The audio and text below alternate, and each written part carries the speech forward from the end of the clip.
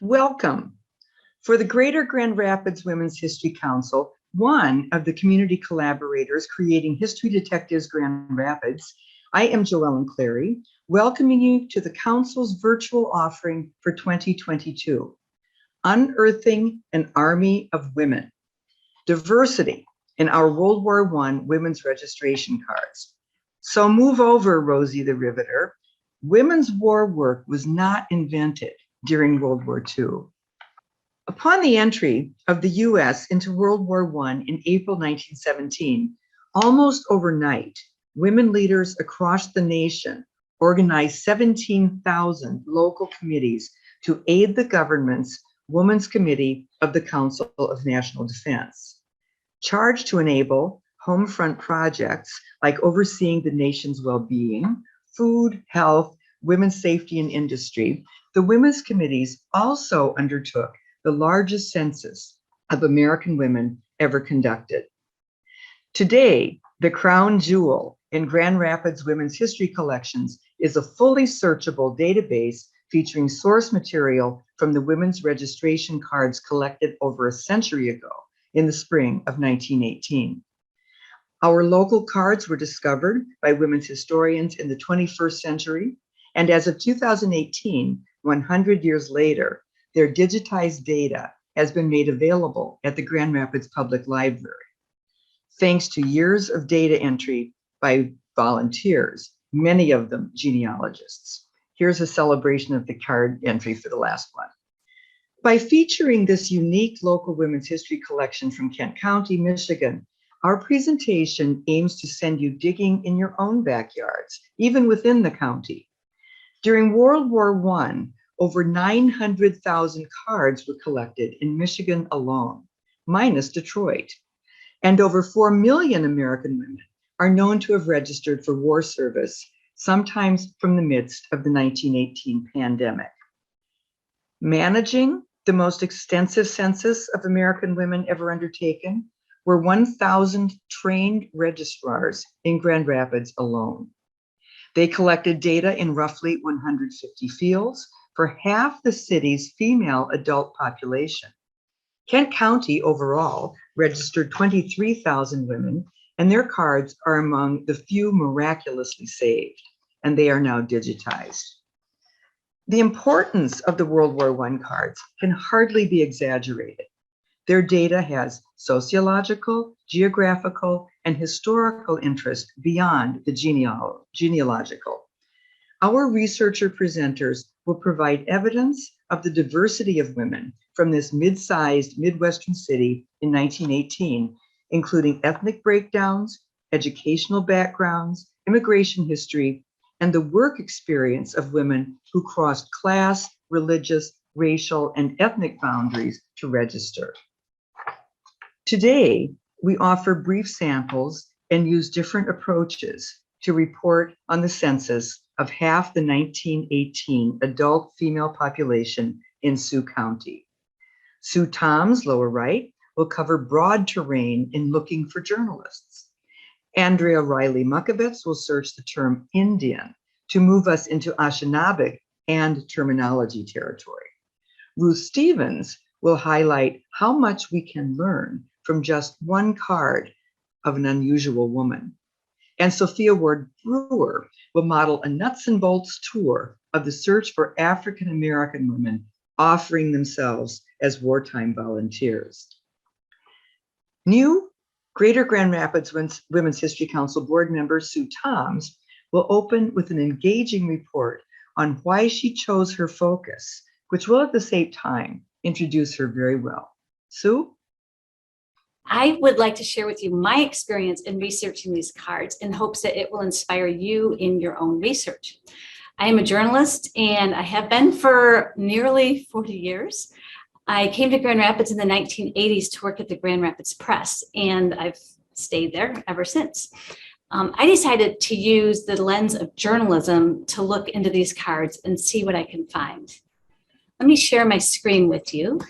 So I decided to look at the cards to see if I could find some of my predecessors who were working 100 years ago, women in the field of journalism. And to do that, I tried searching under a number of keyword terms. Of course, the word journalist, but also reporter and writer. Some of them had more success than others. Like I found the word writer turned up all kinds of hits. But then when I dug into the cards, I found a lot of them were because many women listed typewriter as one of their skills, but that didn't necessarily mean that they were working as a writer. I looked under the names of local newspapers. I looked under the term correspondent because we often refer to journalists that way. And when I found one misspelling of the word, I looked under that term. So even looking under typos might be a good way to try to find a hit on these cards. And then thanks to my colleagues at the Greater Grand Rapids Women's History Council, I was aware of a couple of well-known, really accomplished journalists at that time, Helen Aston Williams and Mary Remington. So I was also able to search by name, which was helpful, especially in the case of Helen Aston Williams, because despite her extensive experience as an editor and a writer, she didn't list any of those as her skills with her card. Either that was her choice or the person who took the information down. She really just listed her skills related to some work that she was already doing on the war effort. So what did I turn up? One thing that really intrigued me was turning up several women who were in their early 20s and listed their occupation as a reporter for a local newspaper. And somehow that made me just really feel this kinship with these women. And it created almost like this bridge that spanned the 100 years into the past, because I was in my 20s when I started at the Grand Rapids Press. And it made me curious, like, what was their experience working in a newspaper in Grand Rapids then? What kind of stories could they do? What beats did they cover? And what kind of style did they have in their writing? The journalism of 1918 is very different from the journalism and the way we write today. So I'd be curious to see what kind of stories they would have written. And I also thought, like, I would find these remarkable women. This Donna Deegan, it appears that she knew French, German, and Spanish. She was already doing war propaganda work, and she was working as a journalist. And she was only 21 years old. What a remarkable woman. It just really makes me want to go across time and meet her and talk to her. One really intriguing find was a woman who was listed as a writer, but when you looked at the notes about her on the card, it really was apparent that her passion was photojournalism. And that had to be very exceptionally rare at that time. Another thing that was interesting is that she was in her 40s, that she was supporting 2 children. She wasn't a young single woman like the other women were, who maybe were going to work until they got married. She specialized in photography, and she was really eager to work as a government photographer in any line. Another thing that was intriguing is that she was working for the Detroit newspaper while living in Grand Rapids, and she worked from home. Now, we thought we invented working from home during the COVID-19 pandemic, but she had us beat by 100 years. To try to put some perspective on Clara Joyce, I just did a little looking around to see who were some of the early pioneers in photojournalism, and came across an article about Jessie Tarbox Beals, who started her first newspaper job. She was considered the first American female newspaper photographer, and she started her first job with the Buffalo newspaper in 1902. So just 16 years later, we had our own pioneering female photojournalist at work. And boy, when I do get a chance to dig into some of the digital archives of newspapers, I would love to uncover some of her photography. I was heartened to see at least 8 women who said they wanted to be trained as journalists. 5 of them were high school students. Again, there was that nice sense of bringing the past closer to me, because I remembered my own experience on the high school newspaper and wondering, would I be able to make a living as this? This is kind of fun. So these women had that same kind of goal. And then another incredibly remarkable woman, Marie Morse, who was a high school student, who was described as totally blind. I think she must have really impressed the person who was registering her, because they noted her experience in elocution and noted that she was a fine speaker.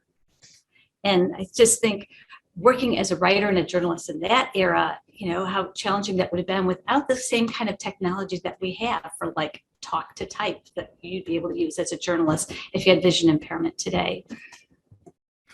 I was really heartened to see some editors that had to be very groundbreaking roles for them, because even when I started as a journalist in the 1980s, I didn't feel like there was any beat that was off limits to me as a woman. I could work in beats like business or covering crime that were traditionally held by male reporters.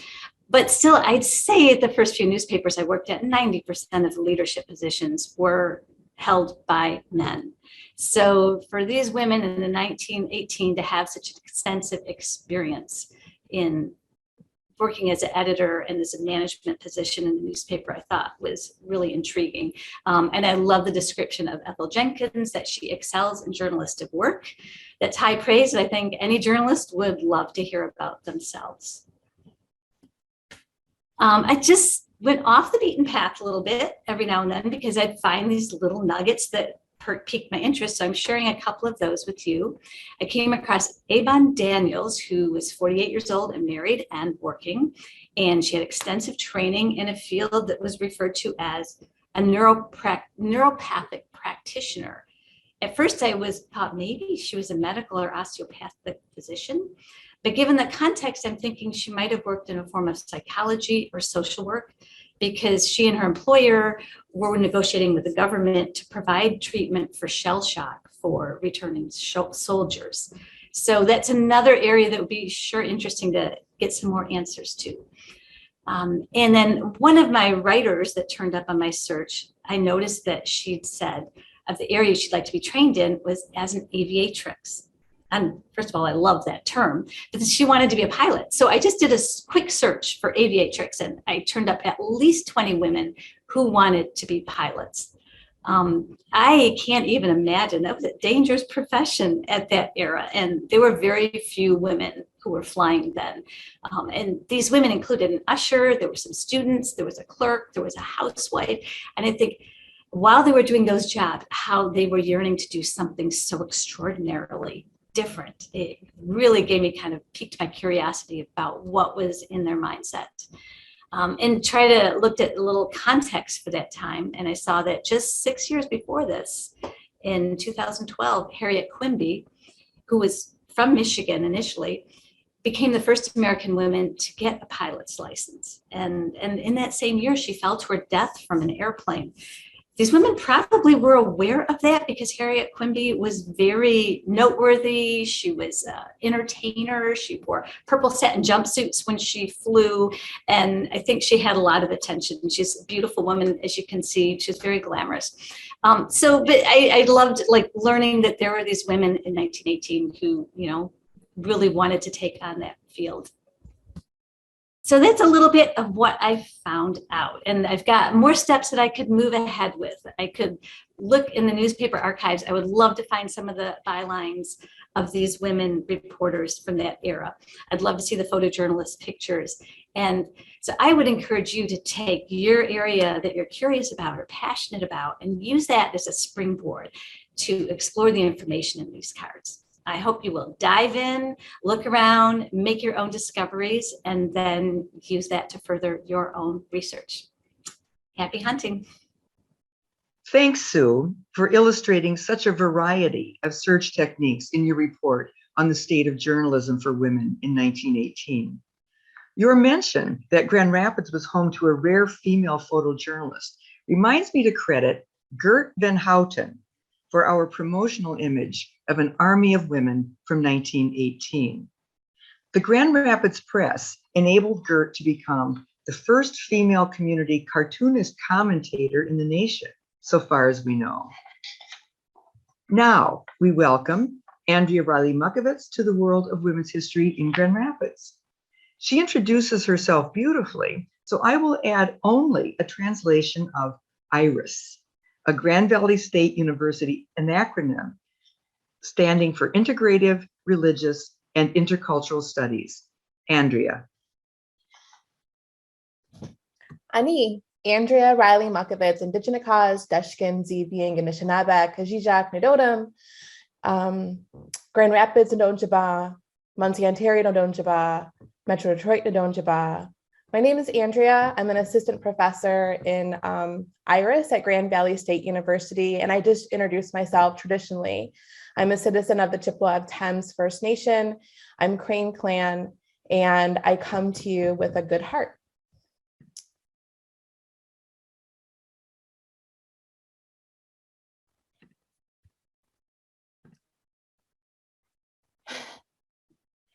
So today what I'm going to do is talk a little bit about 2 of the 9 Anishinaabe women who enrolled for the registration cards.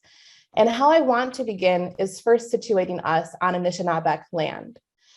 So the Anishinaabe refer to an ancient and ongoing alliance. We are also referred to as the people of the 3 fires, the Ojibwe, the Odawa, and the Potawatomi, sometimes also referred to as the Potawatomi, where there are 12 federally recognized tribal nations in Michigan. Something important to understand at the time period in which I'll be talking about and today is this notion of sovereignty. Sovereignty is the idea that tribal nations are self-governing nations with our own languages, cultural practices, religion, and educational belief systems. To engage in sovereignty and to be federally recognized is an idea of nation and nation governance between the federal government and tribal nations. There are also unrecognized tribal nations in Michigan. And that's a complicated story that takes a lot longer than I have today. But basically, the summary of that is that they didn't always meet the criteria that the US created for them, or they were engaging in particular kinds of resistant movements that they did not want to be recognized and govern with the United States because of their own ancestral territory. Another thing I want to draw attention to before I begin talking about these cards is the American Indian Freedom Religious Act of 1978. At the time in which these women signed these cards in between 1914 and 1918, it was illegal for Native people to practice our religion, to speak and to speak our language. And I feel like this context is really important because for me, as an Anishinaabe person and talking with Anishinaabe people who are related to the women who signed these cards, these were our relatives. They continue to be our relatives. And also, it teaches me something about how they survived and adapted in Michigan at this time period. So the first person I want to talk about is Ella Petoskey. Ella Petoskey, at the time that she signed these cards, was 28 years old. From talking with a local Native person in the area, what I came to learn was that Ella is Grand Traverse Bay Band, most likely, and that she attended the Carlisle Indian School, which I'll talk about at the end of my presentation today. Something that I think is really, really interesting about this card is that Ella Petoskey had experience being an actress. And something that I wanted to draw out is that at this time period, and also in the late and mid 19th century, there were Wild West shows where Native people would do that like cowboy and Indian kind of thing, or they dress up in their regalia. And sometimes this was one of the few ways that Indigenous people could make money. So when I was looking at this card, one of the things that I was really taken by was that Ella had experience doing what we would consider to be very traditional things like domestic work, gardening, homeschooling, cooking, things like that. But also she was an actress and she was an educator.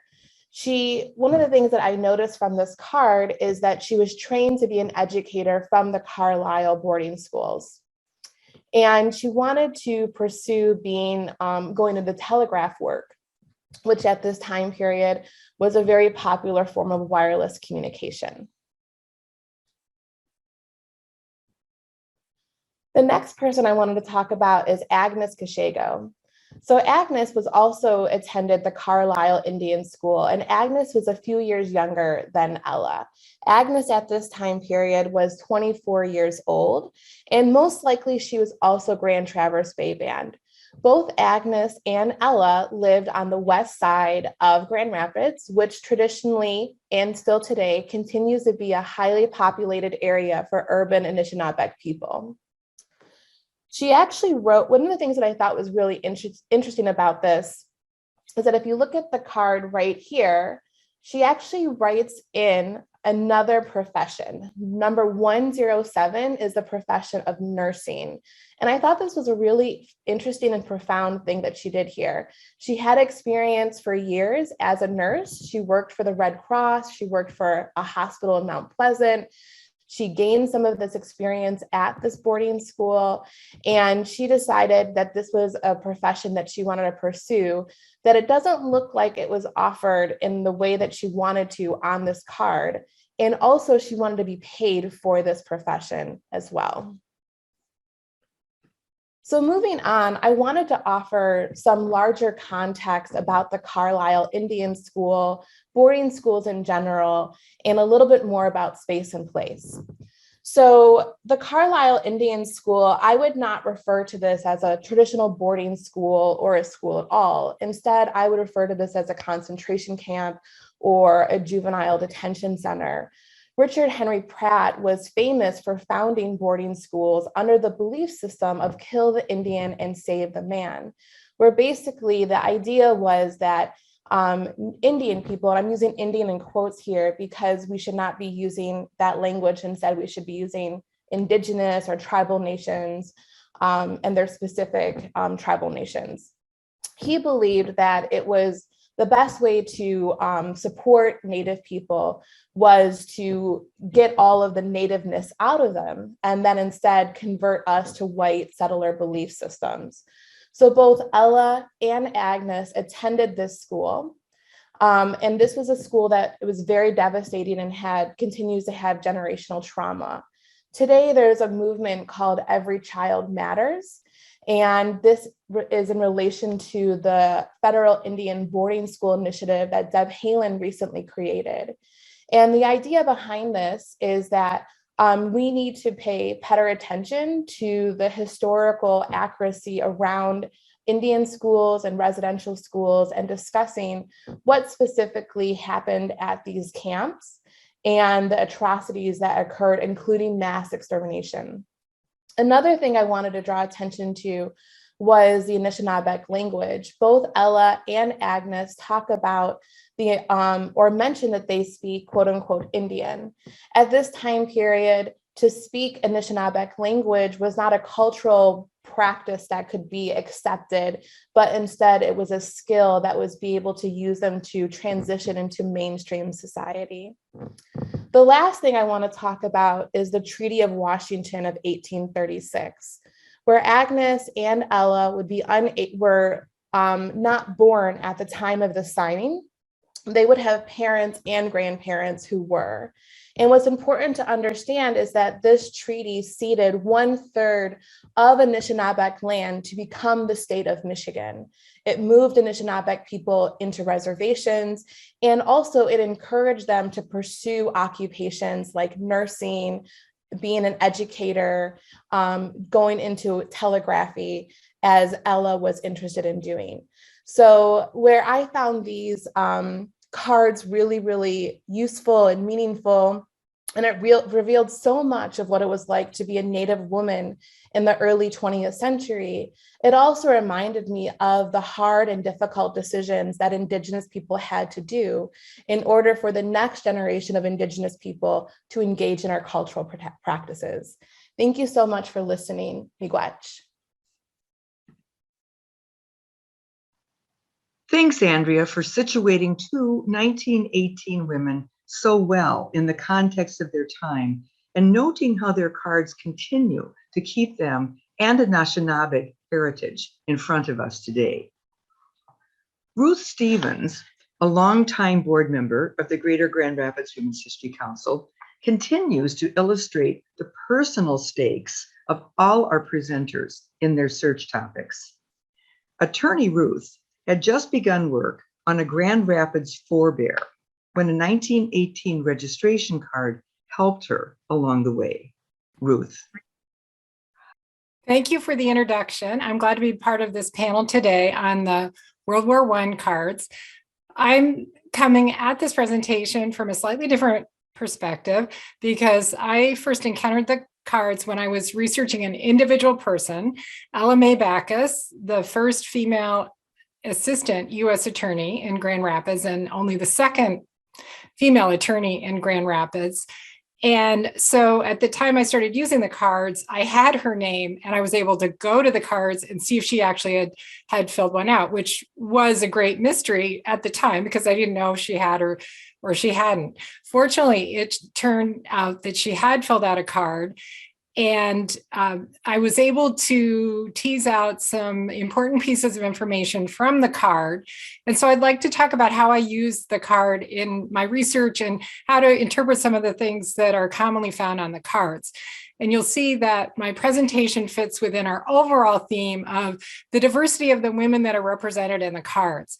Ellyn May Backus was a professional woman. There's a section of the card in which people can indicate whether they volunteer for unpaid or paid work. She said she could only volunteer for paid work because she was a single woman supporting herself. And so she needed the income. She couldn't just quit her job and volunteer without having any money. She was a boarder and had to pay the bills every month. And other professional women are represented in the cards. And so we'll see that women in a wide variety of occupations were represented, as well as many different national backgrounds, ethnic backgrounds, and we'll hear more about that from other speakers. I'd like to zero in now on Ellyn May Backus and her card, so I'm going to start sharing my screen. Ellyn May Backus was an assistant U.S. attorney for the Western District of Michigan from 1921 to her death in 1938. She worked literally to the day before she died because, as I said before, she needed the income. And so she was in her 70s when she died. The card that was filled out was filled out 20 years before her death when she was really in the middle of her career with the U.S. Attorney's Office in her earlier position as clerk of the U.S. Attorney's Office. Ellyn May Backus was born in 1865 and lived until 1938. This is a picture that the U.S. Attorney's Office very generously shared with me. And we have a few other pictures of her actually in the office and at work. This is the card that was filled out for Ellyn May Backus. The registrar for the card was the same person as her reference, Mrs. W.M. Tenhopen. And Mrs. Tenhopen was a friend of hers, we found out.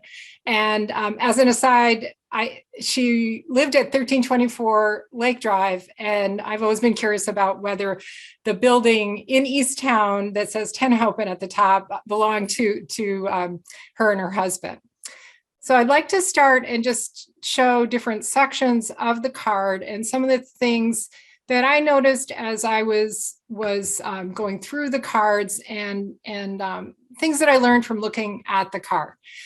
First of all, in some cases, it's just helpful to know where the person was living at that time. So this address was unfamiliar to me. And in my research, there was nothing in writing about Ellyn May Backus. So I had to find every scrap of information that I could about her on my own. And that's why the card was so especially valuable. 6 Lion Northeast, where she was living in 1918, was a boarding house, which is no longer there, and in the location near the campus of the community college. I noticed that on the cards, age is very general. So at this point, she was definitely over 45 years of age. So they just did 45 plus. So you can't necessarily rely on any of the age designations that are given on the cards. a person may decide to give a slightly different estimate of their age.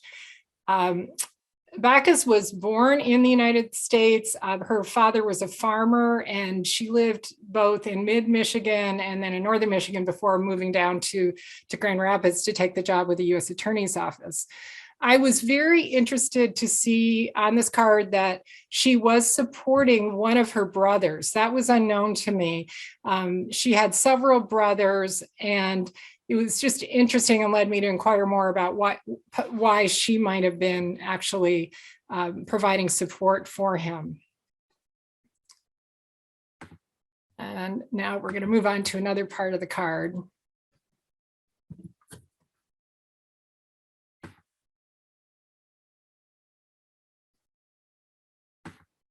In the lower left part of the card, we see the skills that the volunteer has. And in Ellyn May Backus's case, it's just interesting to see how she had the combination of the farming and agricultural skills from her childhood, as well as the clerical skills that she had developed through her education and training.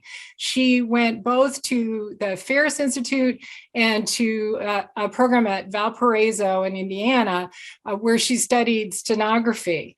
And so from growing up and working on a farm, she knew how to do dairying, fruit raising, gardening, poultry raising. But then later she acquired these other skills.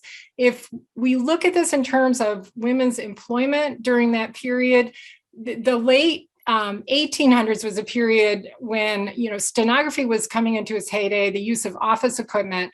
And so there were many openings for jobs for both men and women.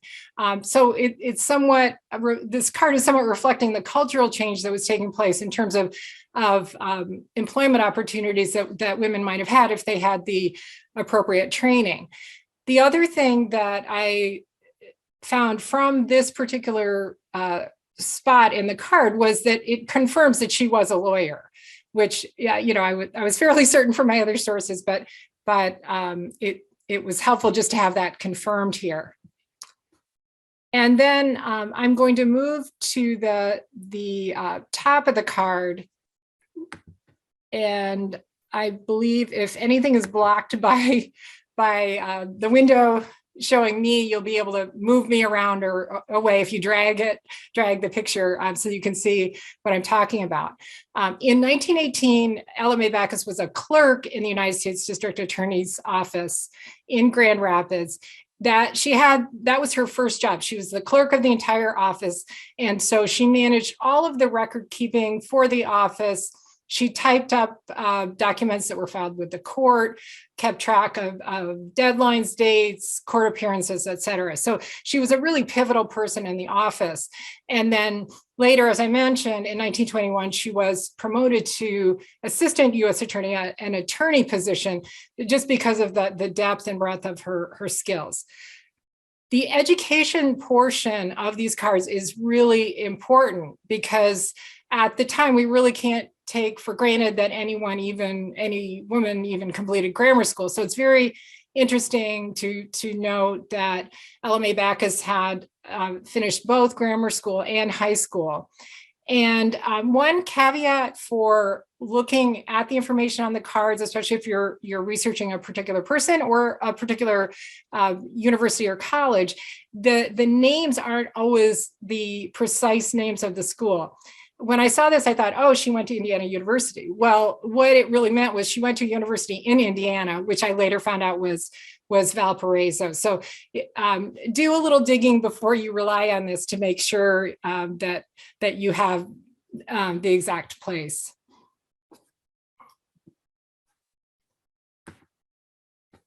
And now we're going to go to the back of the card.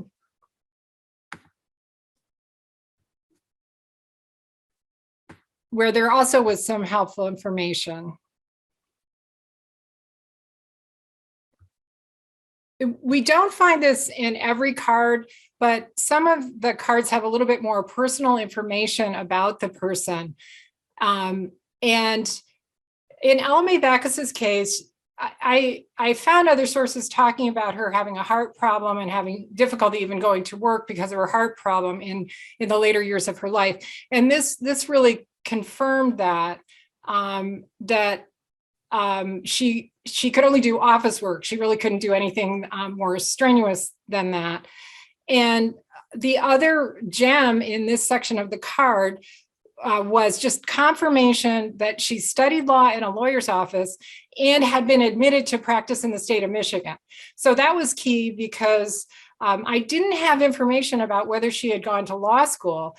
And at that time, it was possible for somebody to study with an attorney and then pass an exam in front of a local judge in order to be admitted. So it was not required that you go to law school. And from this, I found out she had not gone to law school. And then later I found out that she had studied with a lawyer in Traverse City. She was working in the office as in a clerical job, and the attorney encouraged her to study law because she was so bright and caught on to everything so quickly. And so she studied with him and was admitted in Traverse City. The Grand Rapids Public Library has her certificate of admission. I'm so grateful to whoever had the foresight to save that and donate it to the library. And also that she was, admitted to practice. She didn't just study the law, she was admitted to practice. So I found in doing my research that this card both confirmed things that I knew and also open up some other paths that I could investigate. And it's especially good because it was a contemporary record capturing this moment in time. And I have not been able to find any other attorneys in the cards, and that's consistent with what I know about Grand Rapids at that time. There certainly were other professional women. My co-presenter, Sue Thoms, did uncover a woman, Hattie M. Wagner, who's listed as a pension attorney. And I just found out about this last week, so that's created a new mystery. My guess is that she was registered with the federal government to help people with pension claims, but maybe didn't have traditional attorney qualifications. So that'll have to be the next hunt that I go on. So there are many serendipitous discoveries like this if you start searching with the cards. And I think in general, we've just begun to tap the information that the cards could yield for us. So I want to thank you very much for joining us today. And I hope you'll be inspired to dive into the cards and to see some of the treasures that are located in there.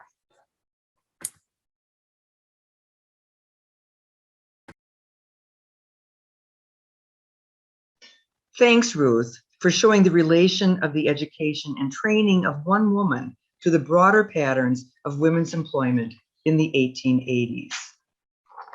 Finally, past president of the Greater Grand Rapids Women's History Council, Sophia Brewer, provides a fast tour of the card database overall, advises us on how to avoid research pitfalls, and highlights the life of one African-American volunteer. Thanks for that introduction. Again, my name is Sophia Brewer, and today I'm going to be highlighting some of the African-American women who completed the National Defense Cards. Considering the population at the time, research shows that a large number of African-American women completed the cards. Colored women's clubs and organizations mobilized on the national level and the local level, encouraging their members to show their patriotism by registering. And they did, despite having to endure Jim Crow laws and discrimination at that time. During the war and the pandemic of 1918, African-American women volunteered for the Red Cross, the YWCA, and other organizations. They were essential in providing support for Black troops. Like white women at the time, Black women were marginalized, and their work during this difficult time helped to advance their call for equal rights. Now, I am going to show you one or two of the cards completed by African-American women here in Grand Rapids. So this is the landing page for the defense cards. And on this page, you actually could start to browse the cards by scrolling down and clicking on the thumbnail image of the cards. Or what I like to do, especially if I'm searching for African American women, I like to click on the search the cards here link. Once I click on that link, I get the search page for the defense cards. And you can start searching by keyword if you don't have an idea of what you're looking for. If you have a specific name, you could put the name in the name field, but you also have the ability to search by demographics. The demographics that are listed here. I am going to be searching by color or race. Now, remember, if you're searching for a specific race, think about the language used at that time. Again, I am going to be searching using the terms colored, Negro, but you might also want to search using the term mulatto or black if you're looking for African American women. So I am going to first do a search for colored. And once I enter my search terms, I hit search. And as you can see, 38 search results pop up. And you can browse these results to see if there's someone that you're interested in. This may not be an exhaustive list of African American women, so I'm going to hit and go back. And I'm going to see if there are any names that come up when I input the name Negro. So I enter the name Negro, hit search. 16 other results are populated. I am just going to click on the first one here. The first thumbnail is for Bessie Barnett. Once I click on Bessie Barnett's card, I get a record of her card entry. On the right-hand side is a transcript of the information that's on the card. But if I click on the thumbnail for the card, I get access to the card. And so once I have the card open, I am able to see all the information on Betsy's card. You've already seen the details that are on the card. I'm going to quickly go through Betsy's information here. At the top of the screen, you see her name and her address. You see that she's age 40. You see that she listed her race as Black. You see that Betsy has one child. On the right-hand side of the card, you see that she said her occupation was a housewife, that she was self-employed at home, and you see her reference is the Reverend David Huntington. So I'm going to scroll down. On the bottom half of the card, the women were able to show the experience and training they had. And as you can see, Bessie circled that she had experience as an office assistant, she had experience in housekeeping, and that she was a teacher of children. She also indicated under social services that she was a club executive. And one of the things that she was interested in is relief visiting and settlement. We're going to go down to the second half of Bessie's card, where you're going to see that she registered on the South Division Avenue School. There's some indication of her health listed there. And there are some remarks about where she might have taught at, and that she was the president of a club and also the president of the St. Philip's Auxiliary, which she indicated was a colored church. On the next slide, I'm going to show you how I use the information on this card to kind of go in and find other information about Betsy. As you can see, you can glean a lot of information off of these cards. Though some cards have more information than others, you can always take what you find and dig deeper, do more research to find information using the information contained in the cards. For example, Bessie Barnett I learned is the aunt to Ethel Cole. And Ethel Cole was a local figure who was prominent in the Grand Rapids community. She was a actress and singer. She performed numerous plays at the Civic Theater and different theaters around town. She was married to Walter Cole. Although she was prominent in her own right, she was a member of several women's clubs here in Grand Rapids, like her aunt Betsy. Betsy, though, was married to Stanley Barnett, and Stanley Barnett was a local businessman, and he was a member of the NAACP when they started here in Grand Rapids, and he had nightclubs and ran the hotel, the Stanford Hotel, where Ethel Cole's defense card indicate that she lived and worked at the Stanford Hotel when she was in high school. Betsy also had a son who was named after his father. His name was Stanley Jr. And Stanley enlisted in the Army during World War II, and Betsy was listed as his next of kin. So her name showed up on his draft record as well.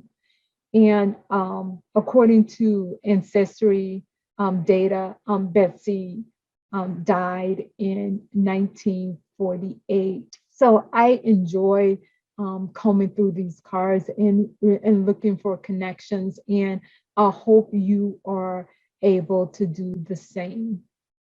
Thank you for your time and attention.